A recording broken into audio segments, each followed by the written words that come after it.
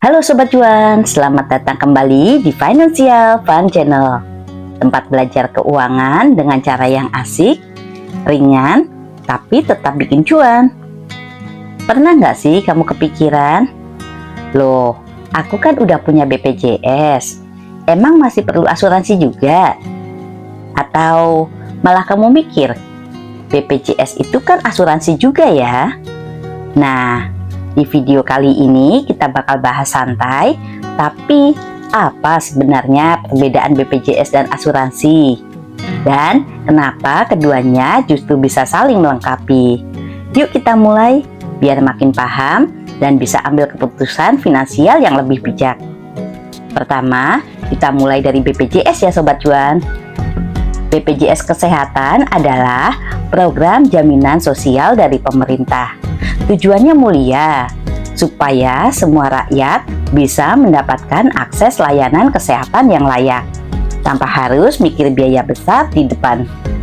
Dan biasanya, kalau kamu bekerja di suatu perusahaan, kamu otomatis akan terdaftar sebagai BPJS Kesehatan. Iurannya pun dipotong dari gaji bulanan, dan sebagian dibayarkan oleh pihak perusahaan. Jadi, banyak orang yang merasa, aku kan udah punya BPJS dari kantor, ngapain punya asuransi lain?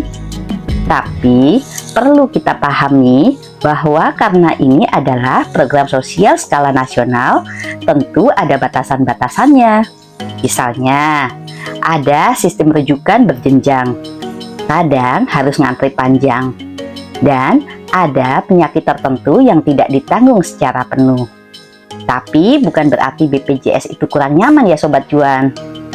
Justru BPJS itu adalah fondasi proteksi kesehatan yang sangat penting dan sangat membantu jutaan orang di Indonesia. Apalagi dalam kondisi darurat atau penyakit umum, BPJS sangat bisa diandalkan, terutama untuk kebutuhan dasar dan standar medis. Kita harus tetap menghargai dan mendukung keberadaannya, karena banyak negara lain bahkan belum punya sistem jaminan kesehatan nasional seperti ini. Nah, sekarang kita bahas asuransi swasta. Asuransi swasta biasanya hadir untuk menambah perlindungan di luar yang dijamin oleh BPJS, bukan menggantikan, tapi memperkuat. Contohnya, ingin layanan lebih cepat tanpa harus antri panjang, ingin bebas pilih rumah sakit atau dokter, ingin rawat inap di kamar VIP, atau ingin perlindungan untuk penyakit kritis yang biayanya sangat mahal. Asuransi swasta juga punya produk yang sangat beragam. Asuransi kesehatan individu atau keluarga, asuransi jiwa untuk perlindungan finansial keluarga, asuransi penyakit kritis, bahkan asuransi rawat jalan dan kehamilan. Dengan kata lain, asuransi swasta hadir untuk mengisi celah-celah yang belum bisa dijangkau oleh BPJS. Keduanya bisa jalan bareng dan saling melengkapi. Yuk kita ambil contoh biar lebih mudah dipahami. Bayangkan, kamu punya BPJS dan kamu juga punya asuransi tambahan. Kalau kamu dirawat karena sakit serius, kamu bisa manfaatkan BPJS untuk biaya dasar. Dan asuransi swasta bisa bantu cover biaya tambahan seperti kamar lebih nyaman, obat tertentu, atau tindakan medis non-standar.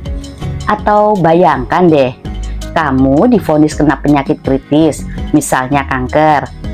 Tenang, BPJS Kesehatan memang menanggung pengobatan dasar seperti kemoterapi, operasi, atau rawat inap, tentu dengan sistem rujukan yang berlaku. Tapi, gimana dengan biaya hidup kamu selama proses pengobatan? Misalnya, kamu harus cuti panjang nggak bisa kerja, dan penghasilan sementara terhenti. Nah, disinilah peran penting asuransi penyakit kritis.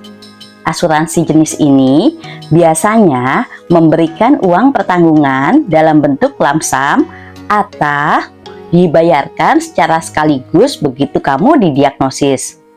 Uangnya bisa kamu pakai untuk menutupi kebutuhan sehari-hari, bantu bayar cicilan, atau bahkan untuk biaya tambahan yang tidak ditanggung oleh BPJS. Jadi, selain membantu secara medis, kamu juga tetap bisa tenang secara finansial. Kalau dianalogikan, BPJS itu seperti payung utama saat hujan deras. Dan asuransi swasta itu jaket tambahan biar kamu tetap hangat dan nyaman. Lalu, gimana dong kalau dana kita terbatas? Apakah tetap harus punya dua-duanya? Jawabannya adalah pilih yang paling sesuai dengan kondisi keuangan dan kebutuhan kamu saat ini. Kalau bisa bayar BPJS saja, itu udah langkah bagus banget. Dan kamu harus bangga karena kamu sudah melindungi diri kamu dan keluargamu dari risiko besar. Tapi kalau kamu punya penghasilan lebih, tanggungan keluarga, atau pengen kenyamanan ekstra dalam pelayanan medis, maka asuransi tambahan adalah pilihan yang bijak. Apalagi sekarang, banyak asuransi swasta yang preminya fleksibel, mulai dari yang cuma belasan ribu rupiah per bulan, sampai ratusan ribu tergantung manfaatnya. Kuncinya adalah kenali resikomu dan sesuaikan perlindungan dengan kemampuan. Jangan sampai semua gaji habis buat bayar premi, tapi malah nggak punya dana darurat atau tabungan. Kesimpulannya adalah BPJS dan asuransi swasta itu bukan musuh, tapi partner. BPJS adalah bentuk perlindungan dasar dan asuransi swasta adalah pelengkapnya, biar kamu lebih tenang dan terlindungi secara menyeluruh. Jangan berpikir, punya satu aja udah cukup, tapi pikirkan apakah perlindungan ini sudah cukup untuk keluargaku.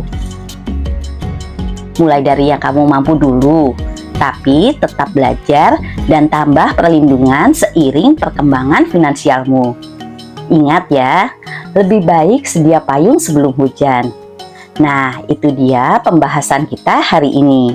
Semoga kamu sekarang makin paham tentang peran masing-masing antara BPJS dan asuransi swasta. Dan semoga kamu bisa memilih proteksi yang tepat, terjangkau, dan sesuai kebutuhan. Kalau kamu merasa video ini bermanfaat, yuk bantu like dan share ke teman-teman kamu. Tulis juga pendapatmu di kolom komentar ya. Kalau kamu sendiri lebih mengandalkan BPJS atau mungkin sudah mulai pakai asuransi juga? Dan jangan lupa ya Sobat Cuan, subscribe channel ini biar kamu nggak ketinggalan info keuangan ringan, seru dan pastinya bikin cuan. Sampai ketemu di video selanjutnya ya Sobat Cuan. Bye Sobat Cuan.